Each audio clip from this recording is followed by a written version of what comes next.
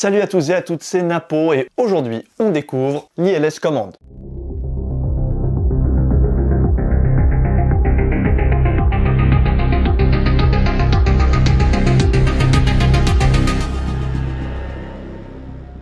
Donc l'ILS Command, qu'est-ce que c'est? L'ILS Command, c'est un produit Chauvet DJ. Encore un, vous allez me dire, mais oui, encore un, et tout à fait.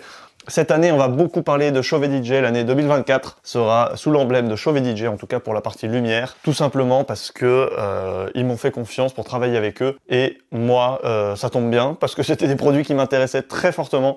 Donc je vais pouvoir vous les présenter. Et je vais pouvoir travailler avec et vous dire ce que j'en pense pour de vrai. Si c'est bien, s'il y a des choses qui sont un peu moins bien, si voilà, si ça vaut son prix, tout ça. C'est important de le savoir. Donc, déjà, l'ILS Command, qu'est-ce que c'est? L'ILS Command, c'est un produit, c'est un contrôleur, comme vous pouvez le voir. On pourrait comparer ça au Voltmix, mais globalement, c'est pour contrôler les luminaires Chauvet. Donc ça veut dire que c'est propre à la marque Chauvet. Si vous n'avez pas de lumière Chauvet DJ, ça ne sert absolument à rien de l'acheter. Attention, cet appareil n'a du sens que si vous avez des luminaires Chauvet et que ces luminaires Chauvet font partie de la gamme ILS. Donc pour rappel, la gamme ILS, c'est un alternatif au DMX, une sorte de DMX simplifié, si on peut dire. En revanche, c'est un univers qui est propre à la marque Chauvet DJ. Donc c'est un univers que vous ne pourrez pas faire fonctionner avec d'autres marques. Donc pour utiliser l'ILS Command, il faut avoir des produits Chauvet ILS. En gros, c'est ça qu'il faut retenir. Donc, on va unboxer sans plus attendre ce bébé qui, je l'attends depuis longtemps. Et ben voilà, ça nous plaît. Ça nous plaît parce qu'il y a une housse de transport et que les housses de transport, on le sait, elles sont trop souvent en option. Et ça c'est un régal. Le carton, on le garde pas. Waouh! Et puis...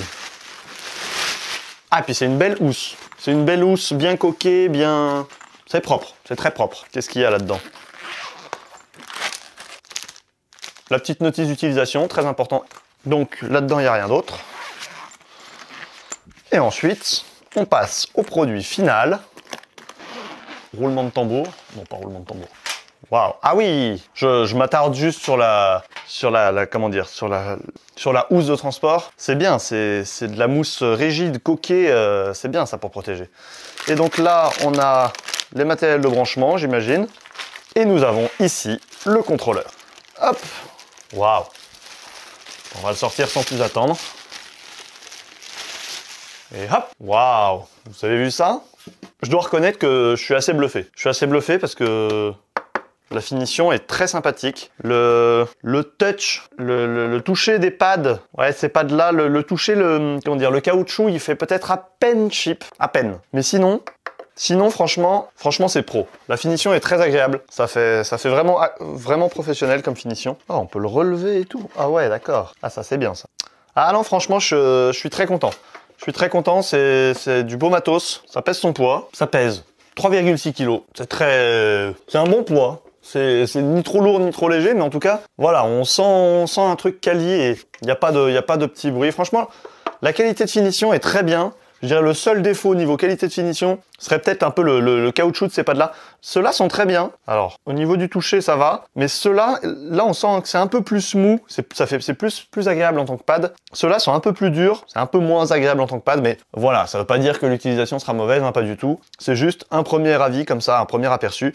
Mais sinon, dans l'ensemble, non, c'est très positif. Que ce soit la housse de transport ou bien l'appareil, franchement, la première prise en main est vraiment cool. Moi, j'aime bien quand ça respire la qualité comme ça, donc c'est merveilleux. Donc pour vous présenter un peu rapidement le contrôleur, il est divisé en plusieurs parties. La première partie, c'est celle-ci, qui est donc le contrôle des luminaires en direct. On y reviendra plus tard. Là, vous avez 6 zones de presets, donc tout simplement, vous pouvez programmer des scènes et les enregistrer. Ces 9 pads-là, ils vont vous servir à choisir des couleurs de manière instantanée, c'est-à-dire que, par exemple, il y aura la couleur bleu, rouge, orange, et si vous appuyez sur le bleu, tous les luminaires qui ont du bleu dans votre écosystème Chauvet qui sera en place, eh bien, tous joueront du bleu en même temps, quel que soit ce que vous aviez programmé en même temps. Ce qui permet, si, je sais pas, à un moment, vous mettez une musique, vous mettez Barbie Girl, vous voulez mettre du rose, et vous appuyez sur le bouton rose, et là, tous vos luminaires seront en rose et resteront en rose tant que vous n'aurez pas réappuyé sur ce petit bouton. Et ça, je trouve ça très sympa parce que ça permet d'avoir d'un coup une couleur uniforme.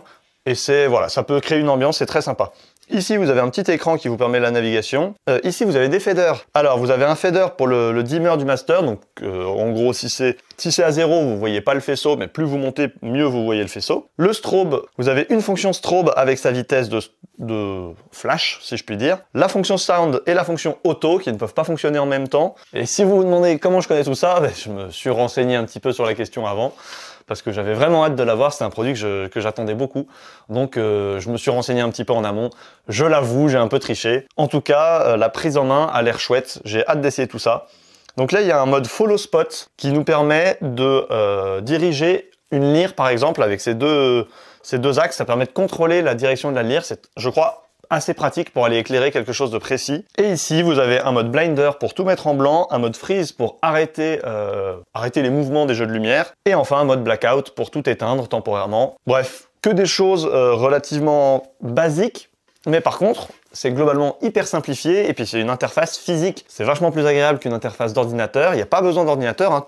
Toute la partie programmation se fait par là. C'est pas vraiment de la programmation en tant que telle, c'est plus de la sauvegarde de spécificité automatique. C'est un peu comme de la programmation DMX, mais en simplifié, et dans les faits, c'est pas vraiment de la programmation DMX. Faut bien comprendre ça. Je suis pas en train de vous dire que vous faites de la programmation DMX avec ça. Franchement, le produit a l'air vraiment chouette. Maintenant, je vais faire quelques essais, et puis je vais vous dire ce que j'en pense après une première prise en main. Donc, me voilà de retour. Franchement, c'est un super bon produit. Pas forcément aussi instinctif que je l'espérais au début, mais finalement ça vient très vite. C'est-à-dire que j'ai fait quoi? J'ai fait une heure et demie dessus pour prendre en main le truc. Et bon, c'est quand même relativement court comme temps pour prendre en main un produit. Donc c'est quand même relativement efficace, si vous voyez ce que je veux dire. Mais je pensais que ce serait encore plus simple pour la programmation, pour l'utilisation avec les différents luminaires. Je vous avoue, j'ai un petit peu bugué au début, j'ai essayé de trouver par moi-même, ça a été un peu compliqué, j'ai dû me référer aux notices d'utilisation, ce qui est relativement normal, mais c'est vrai que c'est pas instinctif. Normalement, quand quelque chose est instinctif, c'est-à-dire que tu peux le faire sans avoir besoin de lire les notices. Là, c'est pas très compliqué, mais il faut quand même soit lire les notices, soit regarder une vidéo qui présente comment on paramètre tout ça, ce que je vais faire évidemment. Ce sera une autre vidéo, mais voilà, là c'est un premier retour à chaud du produit. Je vous dis ce que j'en pense. En tout cas, je trouve que c'est un super produit. Cet appareil coûte 359 €, donc c'est un petit prix. En revanche, quand on est dans l'écosystème Shure et DJ, c'est quand même vachement pratique. S'il fallait comparer, c'est beaucoup moins cher qu'un Wolfmix. En revanche, je pense qu'il n'y a pas autant de possibilités qu'un Wolfmix, et c'est normal dans le sens où le Wolfmix, lui, vous permet de faire de la programmation DMX, donc il y a plus de matériel compatible, plus de choses possibles. Ça, c'est plus simplifié, donc c'est plus facile d'accès. Vous n'avez pas besoin de formation, vous y arriverez très facilement, rapidement avec ça. En revanche, voilà, on peut faire un peu moins de choses, il y a moins de possibilités que dans le DMX, avec lequel on peut globalement tout faire. Là, voilà, c'est un peu plus restreint. Est-ce que c'est grave? Non, parce que justement, moi, je pense que ça correspond assez bien au profil des gens qui vont l'utiliser, c'est-à-dire principalement des prestataires DJ mobiles. Et effectivement, quand on est DJ mobile, le plus important, c'est que les choses soient quand même assez faciles à mettre en œuvre, assez rapides à mettre en œuvre, et en fonction du projet de lumière, il n'y a pas forcément besoin que ce soit du grand spectacle. Alors parfois si, hein, ce sera peut-être le cas, mais je pense que notamment ce produit répond parfaitement aux besoins comme un mariage par exemple, où on peut tout à fait gérer les ambiances différentes, gérer les moments, je sais pas, par exemple de la première danse où il y a seulement des lumières blanches avec un rythme très doux. Ça, on peut tout à fait le gérer avec ça, sans aller dans les choses compliquées. Donc je disais, cet appareil, il est à 359 €. Je vous le recommande pas tout de suite parce que j'ai envie de l'essayer plus. Je vais l'essayer et l'utiliser pendant toute ma saison 2024. Donc à la fin de la saison 2024, là, je vous ferai un vrai retour sur le produit et je vous dirai ce que j'en ai pensé sur l'utilisation de ma saison. De toute manière, vous le verrez apparaître dans les vlogs et voilà, je vous en reparlerai régulièrement. En tout cas, après le premier essai que je viens de faire, la première chose que j'aurais envie de dire en point négatif, c'est la longueur de ce câble. Je suis désolé. Alors certes, il peut être changé, hein. On peut en prendre un autre, parce que c'est un USB vers USB-C, donc je suis sûr que je vais le changer, mais comment, quoi? Enfin, il y a un moment, bon, c'est un truc qui doit censé être dans les mains, et les prises, c'est toujours le bazar dans les stands d'un DJ, c'est jamais la porte à côté, et c'est long, c'est pas pratique, voilà, ça c'est pas pratique, je suis désolé. Ça c'est le point négatif, le câble, il est pas assez long. Franchement, s'il y a que ça va, parce que, voilà, le câble, je peux le changer, mais c'est vrai que bon, j'aurais aimé avoir un câble d'alimentation à la bonne longueur. ça aurait été plus pratique. Sinon, défaut d'utilisation, pour l'instant, j'en ai pas eu. Je vous avoue que, voilà, sur la prise en main que j'ai faite, vraiment, rien à dire. Voilà, je vais m'arrêter là pour cette vidéo. J'espère que ça vous a plu. Si vous avez des questions par rapport à ce produit, n'hésitez pas à me les poser dans les commentaires. J'y répondrai avec plaisir. En attendant, soyez-en sûrs, prochainement, je vous sors une vidéo où je vous explique vraiment l'utilisation et comment on le programme. Et ce sera avec mes lyres, avec mes Swarmwash. Là, ce sera pratique parce que je pourrai vraiment tout faire et tout vous montrer en direct. En attendant, moi, je vous dis à bientôt pour une prochaine vidéo. C'était Gab Napo et c'est une fin de tournage. Allez, ciao!